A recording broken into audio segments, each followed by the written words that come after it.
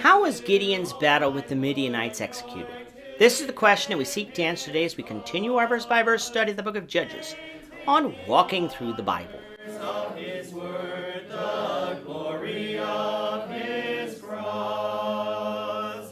Today we're going to be discussing Judges 7, verses 19 to 25. But before we do that, let's read the passage. If you have a Bible with you, turn to Judges chapter 7, verse 19. But if you don't have a Bible, don't worry. Just follow along with us on the screen. The version that we'll be reading from is the New King James Version.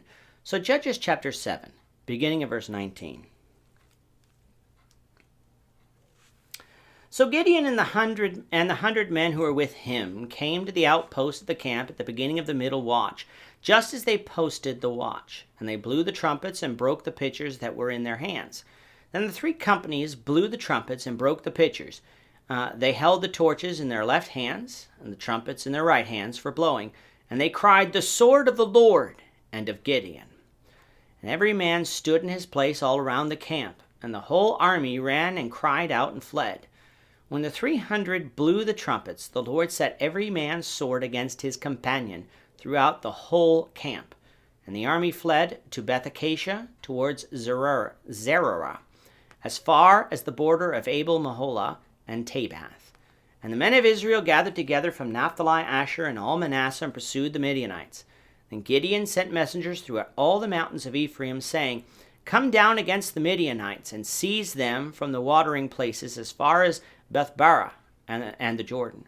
Then all the men of Ephraim gathered together and seized the watering places as far as Bethbarah and the Jordan. And they captured 2 princes of the Midianites, Oreb and Zeb. They killed Oreb at the rock of Horeb, and Zeb they killed at the winepress of Zeb. They pursued Midian and brought the heads of Oreb and Zeb to Gideon on the other side of the Jordan. In chapter 6, we saw that the Midianites had gathered in the Jezreel Valley. We really didn't discuss it as we passed by, but from chapter 7 we see that the Midianites that were gathered here was more than simply the army, for they had traveled with their camels too, and seemingly with their families as well. This of course makes sense when we consider how the Midianites oppressed Israel. They weren't an occupying force in the sense that we think. Instead, the Midianites came in and devastated Israel's crops and then left. That meant that they'd be in northern Israel for a few months and then would return home and repeat this the following year. Thus, they weren't in Israel simply to war, but to plunder, which would be why they would bring more than just the army with them. Gideon's army, whittled down to just 300 men by God, so that Israel would know who it was who delivered them from the Midianites, was now ready to attack. Gideon had been reassured of victory when he overheard the dream of a Midianite who interpreted it as meaning that Gideon was going to defeat them with God's help. So Gideon had divided his 300 men into 3 companies of 100, giving them trumpets, torches, and pitchers in which to hide those torches.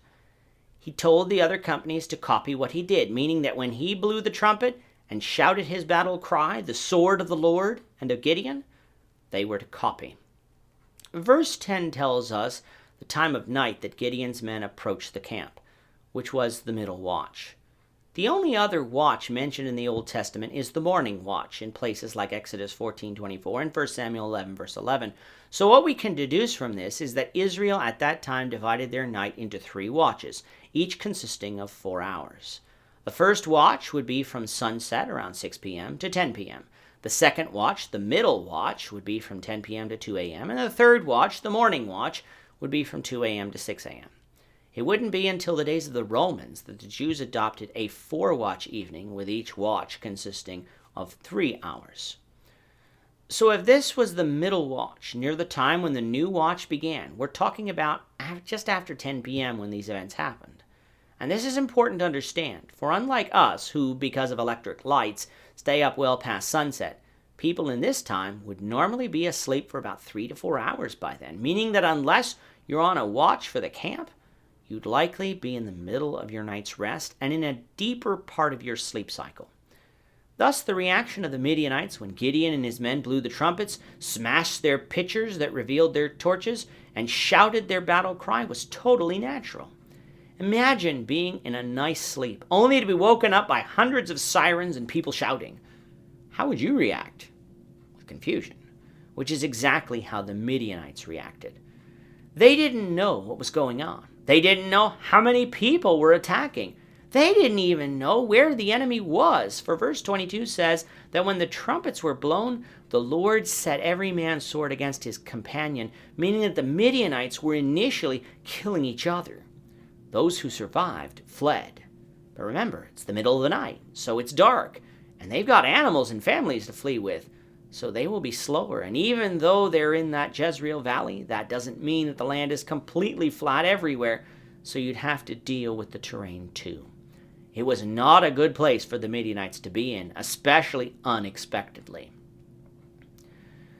The map now on the screen shows the direction of the Midianite escape, which would have been to the east, then to the south, down the Jordan Rift Valley, heading to a place where they could cross the Jordan.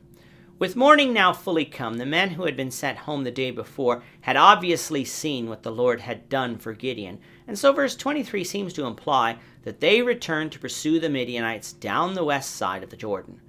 By this time Israel would know for certain who gave the Midianites into their hand, which was the Lord, so returning to battle at this point, and for this purpose, would not be an issue.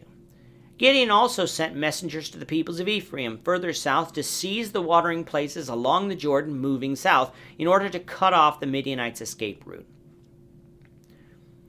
The Ephraimites did just that, which forced the Ephraimites did just that, which forced the Midianites to cross the Jordan into the territory of Gilead.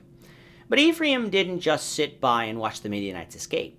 They captured Oreb and Zeb, princes of Midian, and killed them. They then beheaded them and brought their heads to Gideon, who by then was on the other side of the Jordan pursuing the Midianites.